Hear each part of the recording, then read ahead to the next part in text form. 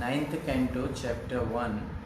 So yesterday we did a brief summary of canto 9, and the first chapter entitles King Sudyumna becomes a woman. So in the previous chapter, which is 8th canto, in the 24th chapter, 58th sloka, Shukdev Goswami informs that King Satyavrata in his next life appeared as Vivaswat Manu, okay, son of Vivaswan, okay, sun god. So in this chapter, Parikshit Maharaj expresses his desire to hear about the descendants of Vivaswat Manu. Actually, first if you go back, still the Manvantara, because the detail was there, you tell about Manus, different Manus. So first Manu was Swayambhu Manu. So his dynasty and all the katha was explained, okay, till the 8th canto is starting, and then from in the 8th canto, 2nd, 3rd, 4th, 5, 6, all the Manus were explained in the 8th canto, okay. And in the 8th canto, different Manus, time main katha like Samudra Manthan and Gajendra, Matsya, all those things, all those pastimes were explained. So there only sun god son Vivaswat Manu. Actually Satyavrat Muni, King Satyavrat, who got enlightened from Lord Matsya, he only became Vivaswat Manu. So he is asking, Parikshit Maharaj is asking about the dynasty or the details about the Vivaswat Manu. So this 9th canto, so as I have explained you that there are 10 topics explained in the Srimad Bhagavatam. Whole Srimad Bhagavatam talks about 10 topics. What is that? Attu Sarga Visargasya Sthanam Poshnam Utya Manvantar Ishanukatha Nirodha Muktir Ashraya. Okay, so these 10 things like Sarga, that means creation. So Sarga means creation of the universe, or you can say the creation done by Supreme Lord. Visarga, the secondary creation done by Brahmaji. And then Sthanam, Sarga, Atra Sarga Visargasya Sthanam. So Sthanam means the planetary systems, and Poshanam, protection by the Lord. Okay, so Sthanam means where we have so creation we studied in starting when Lord created Brahma and all those things, and Visarga Brahmaji created. So that 3rd canto some portion was there and all those things. Chatushloki Bhagavatam and other thing. And Sthanam, planetary system, different planetary system, and in the 5th canto also these things were explained. Then protection by the Lord. Okay. So like Dhruva was protected by the Lord and different other devotees. So 4th canto mainly like that. And the Utaya, creative impetus. So that is like something happened in previous birth janma, and those things became cause for this birth life, this lifetime. So those kind of things explained there.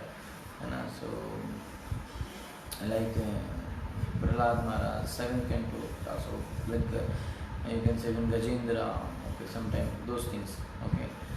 And now Manvantara, next topic was Manvantara Katha. So that is 8th canto, explain about different Manus and their rule, different positions in Manus rule and all those things. And incarnation, Manvantara Avatar Katha, so that in 8th canto. Now the Ishanu Katha, okay, that is called Science of the God. So that topic is discussed in the 9th canto, Ishanu Katha, okay. After that is Nirodha Muktir Ashraya, that is returning home back to Godhead. Mukti means liberation, and Ashraya means Sammambho, everything, complete Ashraya. So that is 10th canto, okay. So these are the 10 topic of Bhagavatam. So Canto 9 talks about this topic called Ishanu Katha. Okay, the science of God. So in this first chapter, King Sudyumna becomes a woman in the first chapter of 9th canto. This chapter, first section says that Maharaj Parikshit expresses his desire to hear about the descendant of the dynasty detail of Vyavasvat Manu, then which is till 6th shloka. Maharaj Parikshit inquiries from 1st to 6th shloka. 7th to 22. This second section of the chapter, 7th to 22. So that is birth of Ila. Okay, the daughter. Okay, girl Ila. Okay, so and Ila's birth and her transformation as Sudyumna. She became a boy. Okay, so that thing. She became a boy, later on again she became a girl, like that. That thing will come here. Okay, so that is second section from 7 to 22. From 23rd to 32, again Sudyumna transforms into female, and how this happened when he was in Sukumara forest and all those things will come there. And then the last section, again Sudyumna regains his male body, like that. So it's like too much complication. Okay, so in this chapter, describes how Sudyumna became a woman and how the dynasty of the Vyavasvat Manu was amalgamated with the Soma Vamsa, Chandra Vamsa, the dynasty coming from the moon. Okay, because Vyavasvat Manu is from like Sun dynasty, but something happened there. So that thing details will come. How the moon dynasty also got mixed here. So by the desire of Maharaj Parikshit, Shukdev Goswami told about the dynasty of Vyavasvat Manu, who was formerly King Satyavrata, the ruler of Dravid. Dravid is generally considered the southern India part, you can say in that way. Okay. While describing this dynasty, he also described how the Supreme Personality of Godhead, while lying down in the waters of devastation, gave birth to Lord Brahma from a lotus generated from his navel. From the mind of Lord Brahma, Marichi was generated and his son was Kashyap. From Kashyap through Aditi, Kashyap and Aditi husband wife, Vivaswan was generated, and from Vivaswan came Shraddha Manu, who was born from the womb of Sangya. Shraddha wife Shraddha gave birth to 10 sons. Okay, Shraddha wife name was Shraddha. Shraddha gave son to 10 sons such as Ikshwaku, Nirgash, and Shraddhadev or Vyavasvat Manu, same name. Shraddhadev or Vyavasvat, person is one only. His name is Shraddhadev, he is called Vyavasvat because he is son of Vivaswan, the father of Maharaj Ikshwaku. His son name was Ikshwaku. You may know the very famous name Ikshwaku. Lord Ram is called from Ikshwaku Vamsa. So that Shraddhadev was the Shraddhadev or Vyavasvat Manu, the father of Maharaj Ikshwaku, was sonless before Ikshwaku's birth. Okay, so he was not having any son, but by the grace of the great sage Vasishtha.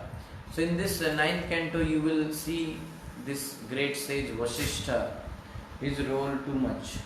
He will come again and again. He has a main role here. Okay, his main personality. So the great sage Vasishtha. So by the grace of Vasishtha Rishi, Shraddhadev performed a yajna to satisfy Mitra and Varuna. Then, although Vyavasvat Manu wanted a son, by the desire of his wife, he got a daughter named Ila. That is some trick happened there. Father wanted son, they did yajna, and mother said from side that no, we don't want son, we want daughter. So they did that kind of ahuti. So daughter came. Manu, Shraddhadev, Vyavasvat Manu, however, was not satisfied with the daughter. Consequently, for Manu's satisfaction, the great sage Vasishtha prayed for Ila to be transformed into a boy, and his prayer was fulfilled by the Supreme Personality of Godhead. Thus, Ila became a beautiful young man named Sudyumna. And once upon a time, Sudyumna went on tour with his ministers. At the foot of the mountain Sumeru, there is a forest named Sukumara forest. And as soon as they entered that forest, they were all transformed into women. When Maharaj Parikshit inquired from Shukdev Goswami about the reason for this transformation, Shukdev Goswami described how Sudyumna, being transformed into a woman, accepted Buddha. You know this, what you call it? Mangal, Som, Ravi, Som, Mangal, Buddha. This is the Buddha. Okay, so Buddha, the son of the moon, as her husband. So this Sudyumna, being transformed into a woman, accepted Buddha as her husband and had a son named Pururava. Very famous king Pururava. By the grace of Lord Shiva, Sudyumna received the benediction that he would live 1 month as a woman and 1 month as a man. Thus he regained his kingdom and had 3 sons named Utkal, Gaya and Vimala, who were all very religious. Thereafter he entered his kingdom to thereafter he entrusted his kingdom to Pururava and took the order of Vanaprastha life. Okay, so from 1st to 5, Parikshit Maharaj requests Shukdev Goswami to speak about the descendant of Vaishnav. Shloka 1. Sri Rajovacha Manvantaraani Sarvani Tavayuktani Shrutani Me Viryani Ananta Viryasya Haresha Tatra Kritani Cha. Sri Raja Uvacha, King Parikshit said, Manvantarani, all about the periods of the various Manus, Sarvani, all of them, Tvaya, by you, Uktani have been described, Shrutani have been listened to me, may by me, Viryani, wonderful activities, Ananta Viryasya, of the Supreme Personality of Godhead, who has unlimited potency, Hare, of the Supreme Lord, Hari, Tatra, in those Manvantar periods, Kirtani, which have been performed also. So King Parikshit said, my dear Shukdev Goswami, you have elaborately described all the periods of the various Manus, and within those periods the wonderful activities of the Supreme Personality of Godhead, who has unlimited potency. Manvantar Avatar, Manus, all those things you have nicely explained to me. I am fortunate to have heard all of this from you. Okay. Now,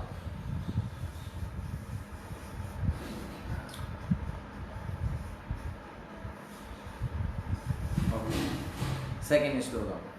So,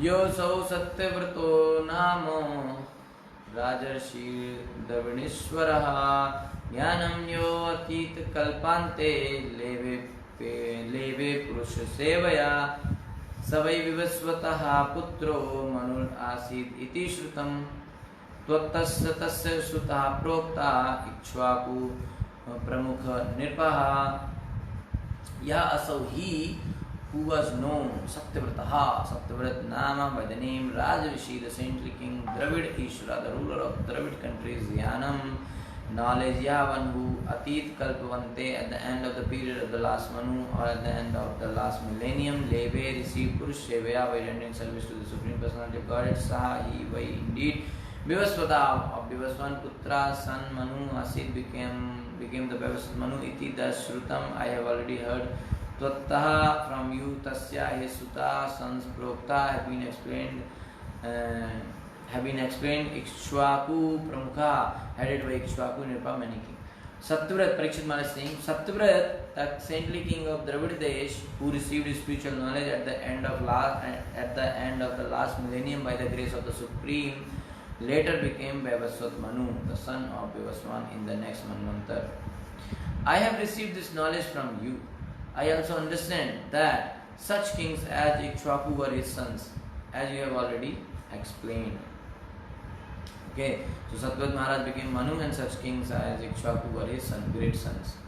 Tesham vamsham prathak brahman vamsanu charitani cha kirtanasya mahabhaga nityam shushrushatam hina. O greatly fortunate Shukdev Goswami, O great Brahman, kindly describe to us separately the dynasties and characteristics of all those kings, for we are always eager to hear such topics from you. Okay, so he's requesting. And he's saying, I am eager to hear. He's expressing his eagerness.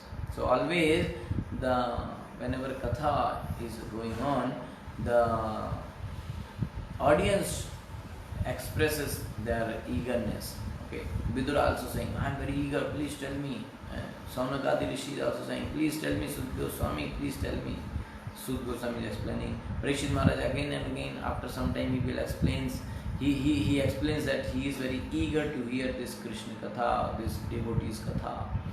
So, by expressing our eagerness, even a speaker also feels very enthusiastic, right? So, ये भूता ये भविष्याश्च भवन्ति अद्यन्तनाश्च ये तेषां नः पुण्यकीर्तिनां सर्वेषां वद विक्रमान. Ye all of whom bhuta have already appeared, ye all of whom bhavishya will appear in the future cha, also bhavanti are existing adyatana at present cha, also ye all of whom tesham of all of them naha unto us punya kirtinam, who were all pious and celebrated, sarvesham of all of them vada, kindly explain Vikraman about the abilities. Kindly tell us about the abilities of all the celebrated kings born in the dynasty of Vaivasvat Manu, including those who have already passed, those who may appear in the future, and those who exist at present. All the kings who have already passed, who are at present ruling, or who will come in the future. All those kings, you please tell us. Okay? So, here he is asking about the dynasty of Vaivasvat Manu, Ikshvaku Vamsa, and other things. Okay, similar question was asked in the starting of 8th canto also by Parikshit Maharaj, that Yat asmin antare Brahman Bhagavan Vishwa Bhavana Kritvan Kurute Karta Hi Atite Anagate Adyava. O learned Brahman, kindly describe to us whatever activities by the Supreme Personality of Godhead who created this cosmic manifested has performed in the past Manvantar, is performing at present, and will perform in the future Manvantaras. That's what the point. So there also he asked the similar question. Past also you tell Manvantar Katha and the activities performed by Manvantar Avatar in the past Manvantar, in the present time, and in the future also. Okay? These kind of things are asked. Sarvam etaccha Bhagavan prachyato me anu purvashaha tatvato rishi udahartum Prapannaya Mahamune. O great sage, representative Parikshit is asking, O great sage, in the 2nd canto, 8th chapter, 24th sloka is asking, O great sage, O representative of the Lord, kindly satisfy my inquisitiveness in all that I have inquired from you and all that I may not have inquired from you.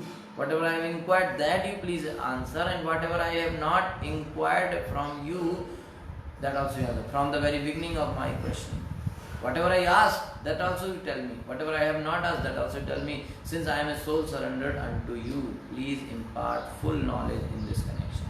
So sometime that's why we have to surrender to Guru and ask, because we may ask some question, but Parikshit is saying, out of my ignorance or somehow I may not be able to ask some questions. And so please understand my heart, that or understand the need of the hour. What is needed for me, that also you answer. That also you tell me. Okay. Then further in the future 11th canto he says, Yani yani hai karmani. Very nice sloka. Yani yani hai karmani ye swachhand janmabhi chakre karoti kartava haristani bruvantu naha. The Supreme Personality of Godhead, King Nimi asked this thing to Karvajan Muni.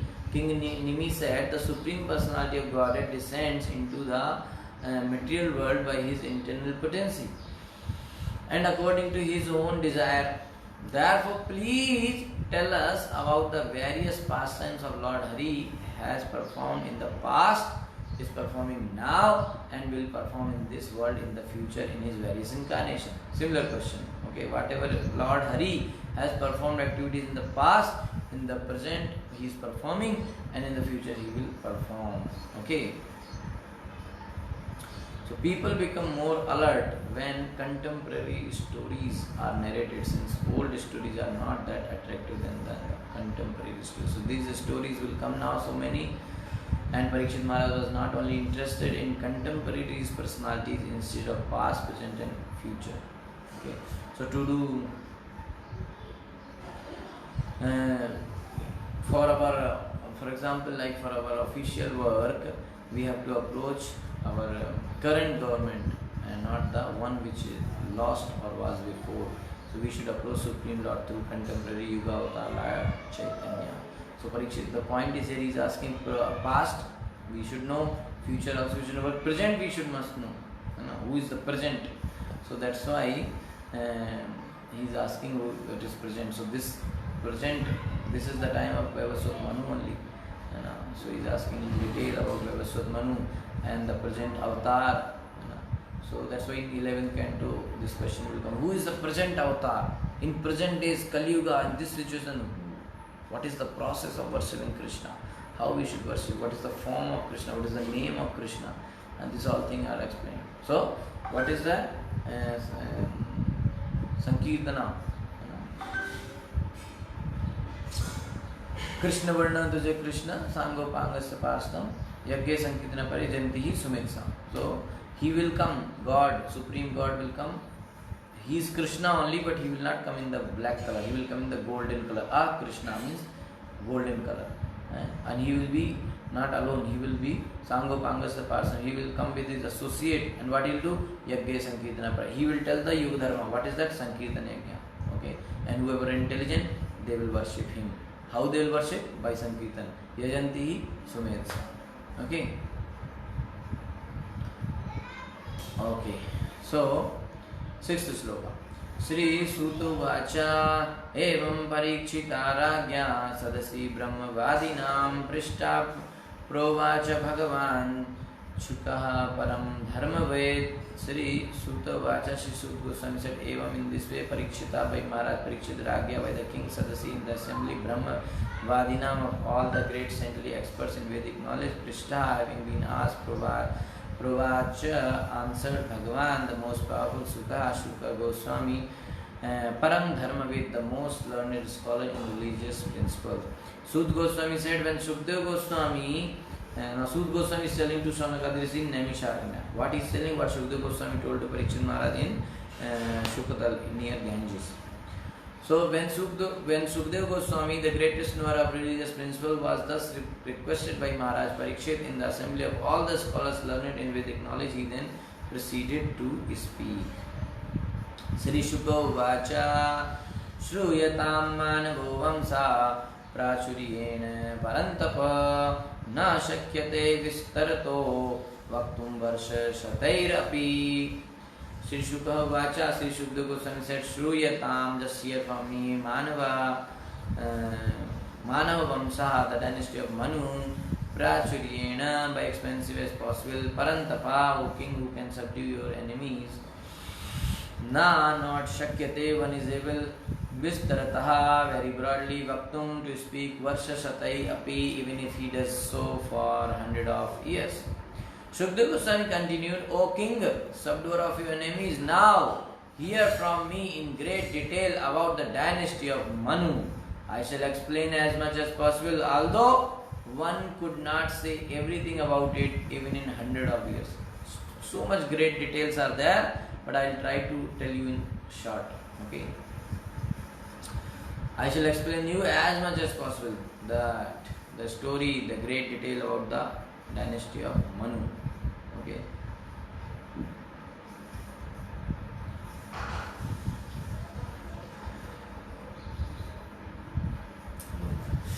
परावरे Shyam भूतानाम आत्मा यह पुरुषा परा सा एवासीद इदं विश्वं कल्पान्ते अन्यन्ना किंचन. para avaresham of all living entities in higher lower stages of life, bhutanam of those who have taken material bodies, atma the super soul, yaha one who is purusha the supreme person, para transcendental, saha he eva indeed asid were existing, idam this vishwam universe kalpante at the end of the millennium, anyat anything else, na not kinchana anything whatsoever. Sukadeva Goswami is saying the transcendental supreme person, Purusha Paraha, the super soul of all the living entities, the soul of all superior and inferior beings. Yaha Paravaresham Bhutanam Atma. So super soul of all the living entities existed at the end of the millennium. Saha eva kalpante asit. He was existing. Saha eva kalpante at the end of millennium. Na idam vishwam, when neither this manifested cosmos, na anyat kinchinasi, nor anything else but him existed. The transcendental supreme person, the super soul of all living entities who are in different stages of life, high and low, existed at the end of the millennium when neither this manifested cosmos nor anything else but him existed. Only the Supreme Lord existed when nothing was existing. That's the point. Taking the proper position from which to describe the dynasty of Manu, Sukadeva Goswami begins by saying that when the entire world is inundated, only the Supreme Personality of Godhead exists and nothing else. Sukadeva Goswami will now describe how the Lord creates other things one after another. So now Sukadeva Goswami is starting things from starting, because Pralaya happened, nothing was existing, only Supreme Lord was existing. Okay. So, in order to understand the topic, now he relates in 5 verses the dynasty of Manu from the beginning of creation, bringing in topics. So, some topics now which are going to come, they are already being spoken, but just to make proper connection, he will tell little details. He will tell from the starting of the beginning of the creation only. Okay. Tasya nave samabhavat Padmo Kosha Hiranyamaya Tasmin Jagye Maharaja Swambhusha Chaturanana. Okay, Chaturanana. Tasya of him, the Supreme Personality of Godhead, Nabhe, from the navel, Sambhava, generated Padma Kosha, lotus, Hiranyamaya, known as Hiranyamaya. Or golden Tasmin, on that golden lotus Jagye appeared Maharaja, O King Swambhu, one who is self-manifested, who takes birth without a mother. Chatur Anana, with 4 heads. O King Parikshit, from the navel of the Supreme Personality of Godhead was generated a golden lotus on which the 4-faced Lord Brahma took his birth. Okay. Marichir Manashastasya Jagye Tasyapi Kashyapa.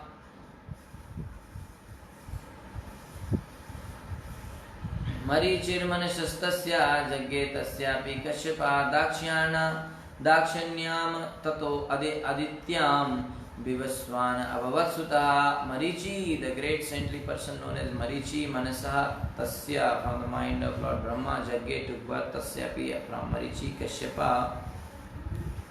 Kashyap took birth, Dakshanyam, in the womb of the daughter of Maharaj Daksha. Tata, thereafter Adityam, in the womb of Aditi, Vivaswan, Abhavat took birth, Sutta, a son.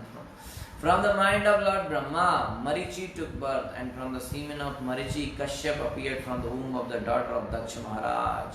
From Kashyap, by the womb of Aditi, Vivaswan took birth.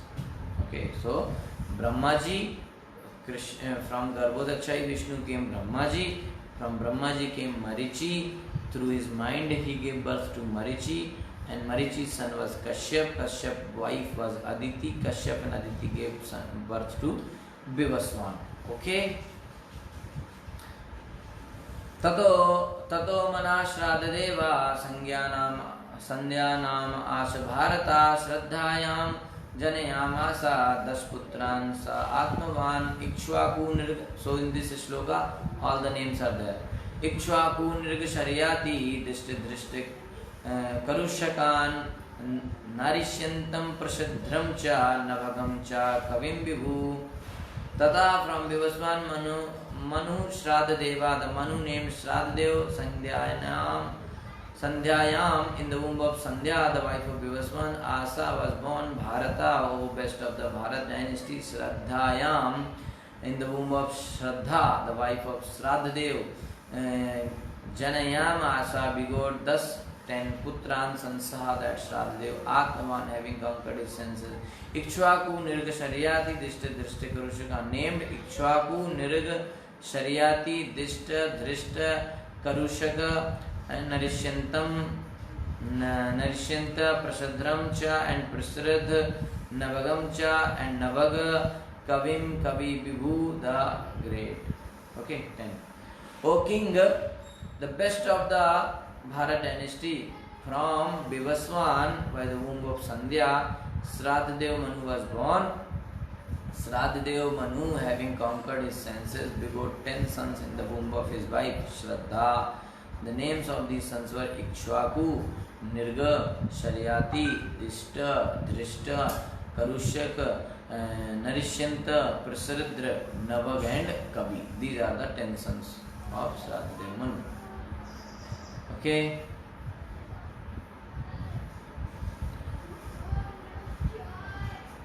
Okay.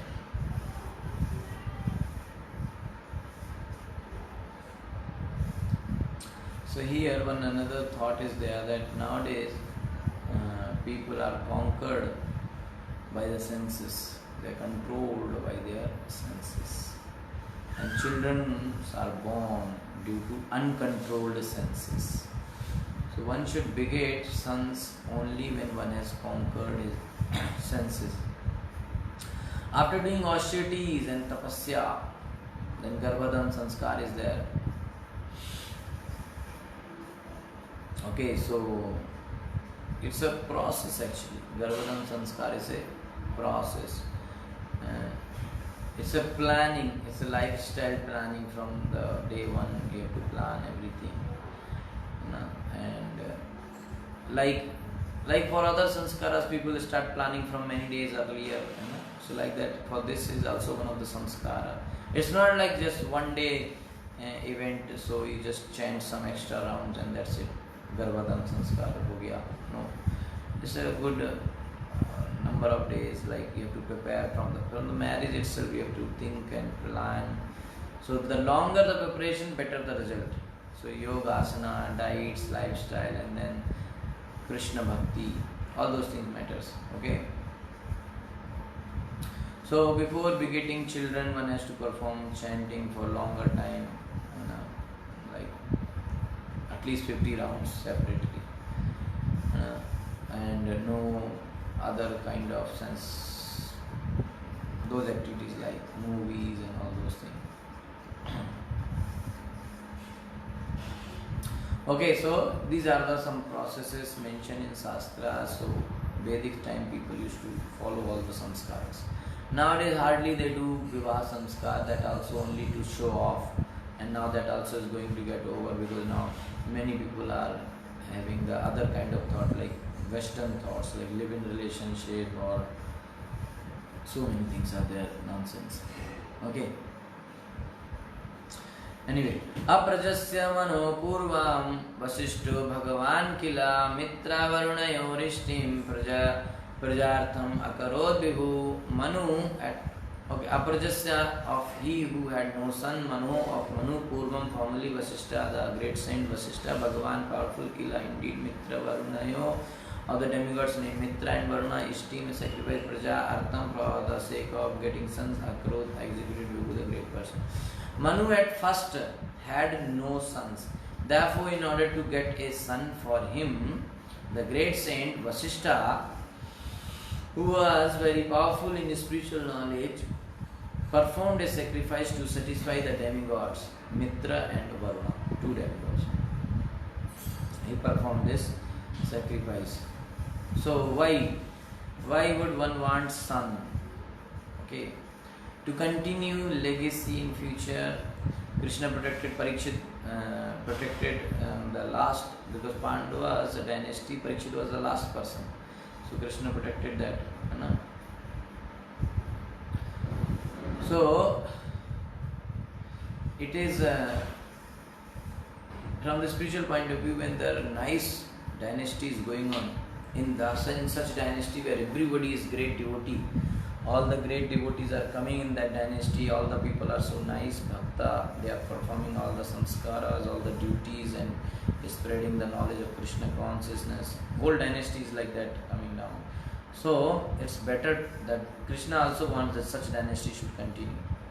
So that's why Krishna protected even Parikshit Maharaj. That's why great kings, they used to have a desire that a son should be there at least, so that the dynasty will go on. Because if nice dynasty will go on, and sons will come, and then they will continue bhakti and rule, these people will make other general population, they will give so much opportunity to general population to become bhakta, to become devotees. तत्र श्रद्धा मनो पत्नी होतारं समयाचत दुहितर्थम उपागम्य प्रणिपत्य पयोव्रता. तत्र in that sacrifice, Shraddha Manu of Manu, Patni the wife, Hotaram to the priest performing the yajna, Samayachat begged properly, Duhitra Artham for a daughter, Upagamya coming near, Pranipatya offering obeisances, Payavrata who was observing the vow of drinking only milk, Payavrata. During the sacrifice, now this Vasishtha Muni is performing sacrifice to please Mitra and Varuna, demigods, for getting son to Shraddha Manu. During that sacrifice, Shraddha, Manu's wife, who was observing the vow of subsisting only by drinking milk, that is Payavrata. You have heard this earlier. So approached this Shraddha, Manu's wife, she approached the priest who were offering the sacrifice, offered obeisances to him and begged for a daughter. She said, I want daughter only. So Manu's wife approached the priest and begged for a daughter. What? Please perform a sacrifice so that I get a daughter. Manu wanted a son, but he did not know about his wife's action. Preshito adhar yuna hota vecharat tat samahita grihite havishevacha vasatkaram grinam dija.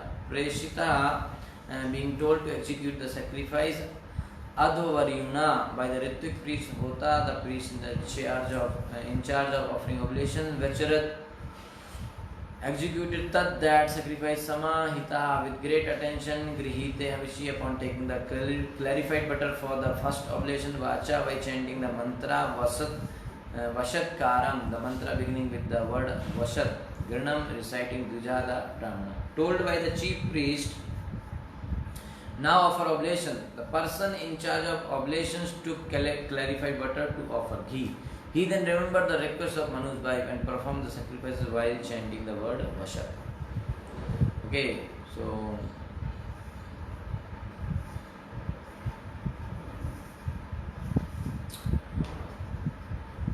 Hotustad vyabhichareena kanyela nama sabhavat Tam vilokya manu praha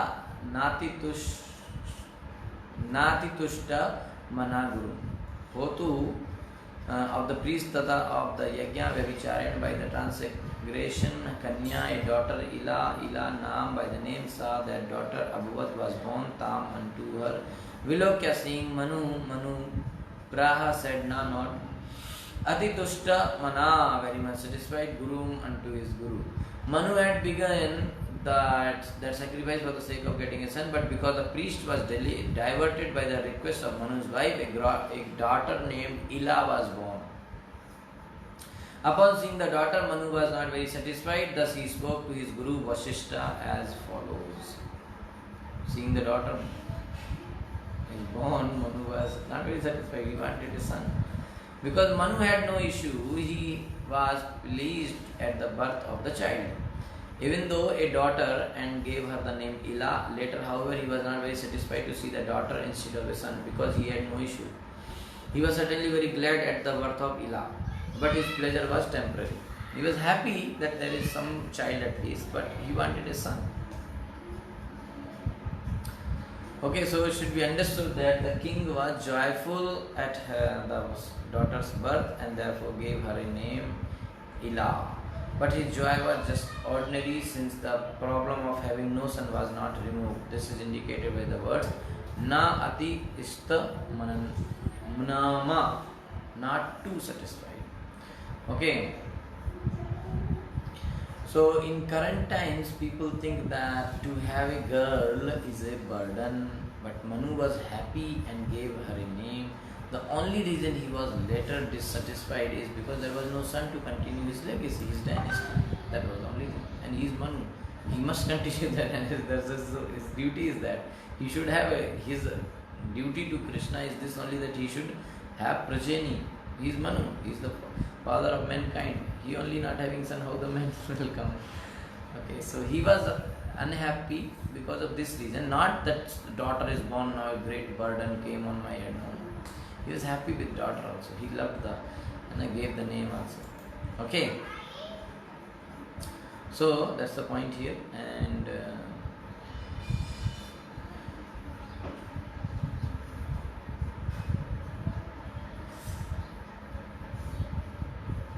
okay. So 17.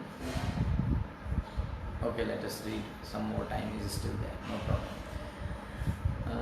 Is there any question that you can ask? Otherwise, I will continue. Okay.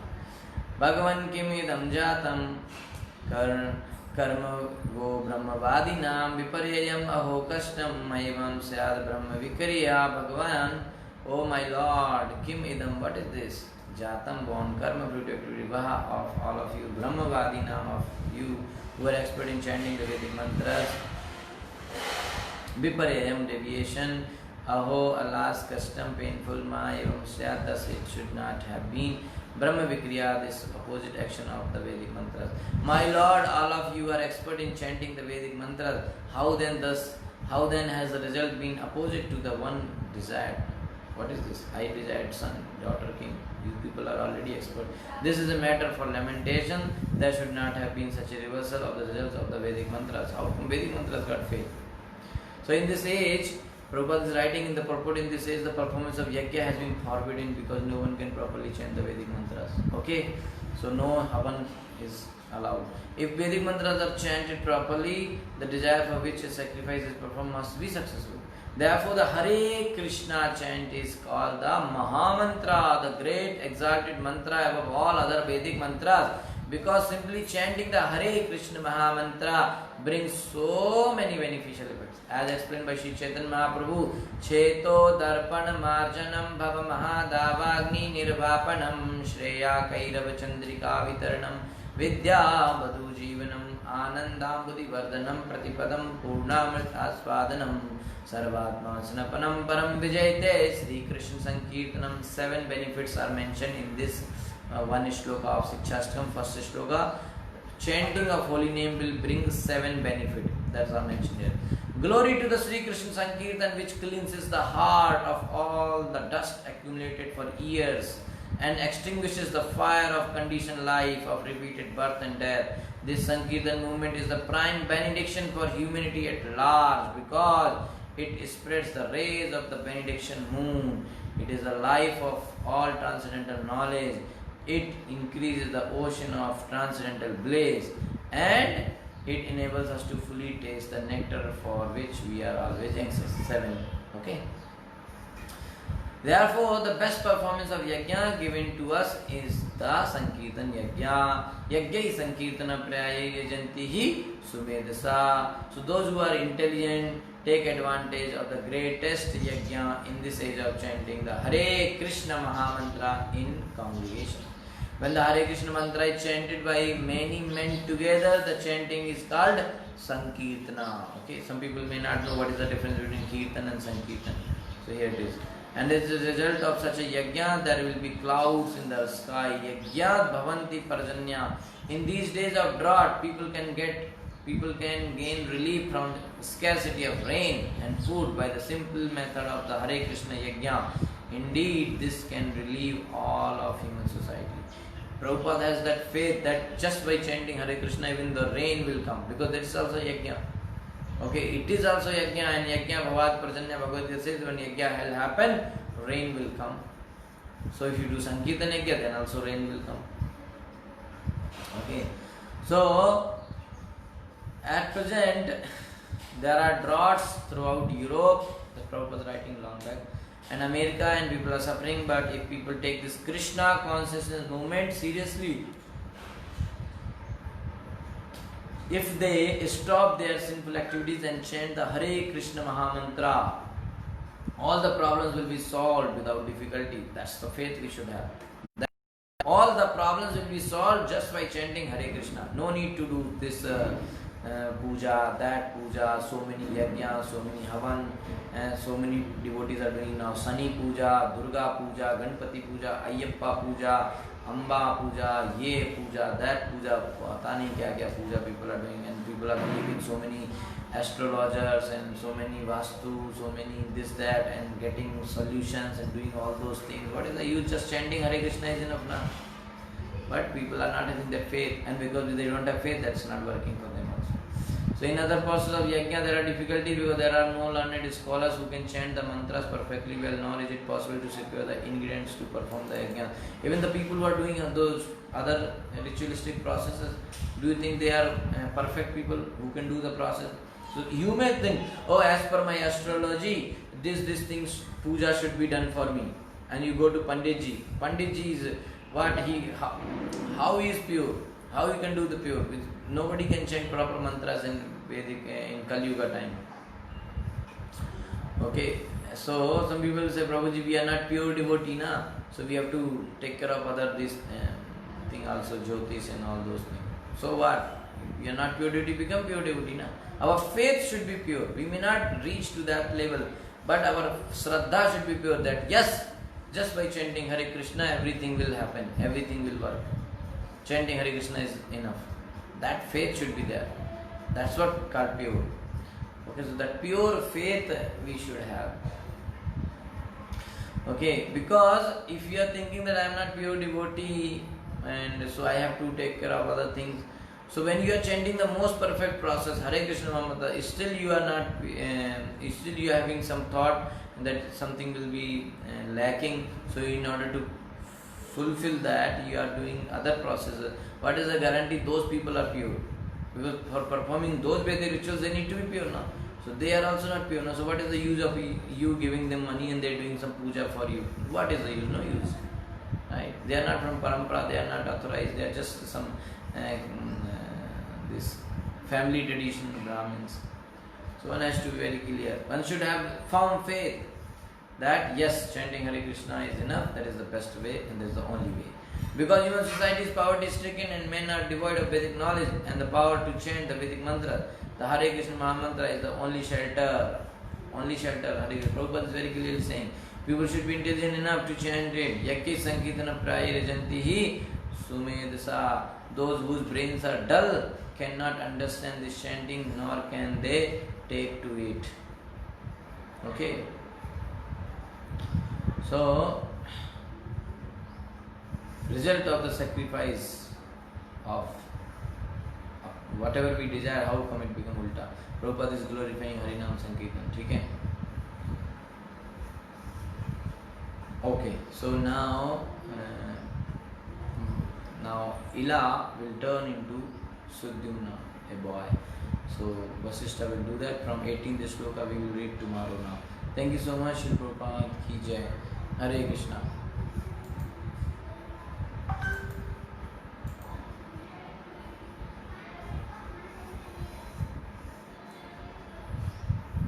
Okay, so there is a question that how do one comes to know that his senses are controlled? So, how you know means like you have to engage senses in the service of Krishna, and when you will have no taste for sense gratification. There is no desire. Your senses are no more attracted towards the sense that those object of senses. So, like Yamunacharya Shlok, very famous Shlok, Shri Prabhupada quote that whenever Since when I have started worshipping the lotus feet of Krishna and devotional service to Krishna, after that I have no desire for sense gratification. Even when this thought of engaging ourselves, thought of engaging myself in with a woman, Nari Sangam, association of women, when the thought comes in my mind, I feel vikara in my mouth. I feel to spit. So that kind of things. So Prabhupada says no need to check. It's a self-check. You should know how much my attraction was there towards some particular sense object, and now what is that? So I can know how much I am progressing. So senses are controlled when they are. You cannot control actually. You can just engage them in the service of Krishna. Okay, so they are engaged now in service of Maya, so engage them in the service of Krishna. So when you are engaged in service of Krishna, you will receive what? Suppose I am serving Krishna. So when I am engaging my senses in the service of Krishna, then I start receiving that bliss from the lotus feet of Krishna. And then other object of sense gratification, they does not look that attractive for me after that. So that's the process. So when we do this, engaging ourselves in the service of Krishna, and then our senses are engaged in pleasing Krishna, then we are no more attracted towards those sense objects. Okay? So ultimately we will know only. Now what I was feeling about some particular sense object before 1 year, and now I am chanting since 1 year, I am following 4 regulative principles. So what is my senses? What is my attraction? Some people maybe they were taking onion garlic, they like the smell of onion, they like the gravy of onion, they like garlic pickle, all those things they liked. But what is the point here? Now they become devotee, they start chanting Hare Krishna, everything. So they don't like anything. No onion, no garlic, they don't like it. That's the point here. I personally liked coffee very much, too much, 3 much, 4 much. I like too much. And I used to always take coffee when I was working in office. There will be a coffee mug, big coffee mug, always near to me. Always it will be there. I will always take coffee. And there was this hot chocolate. I will always take that. So, but when we understand, when we stop that. It was freely available in offices. Generally, that machine is there. You can just always get it. You don't have to even pay. But then I just stopped it, and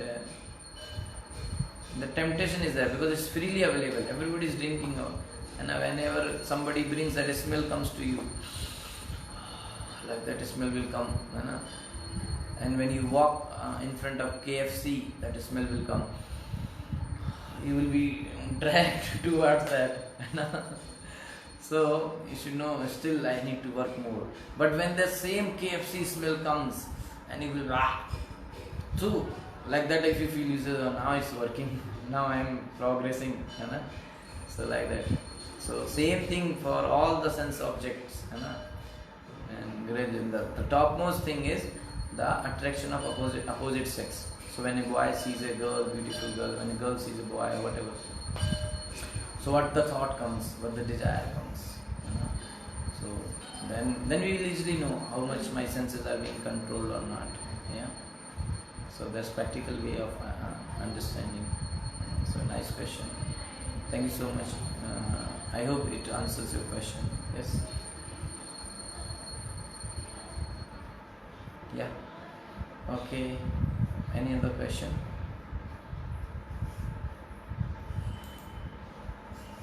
Okay, thank you so much for joining.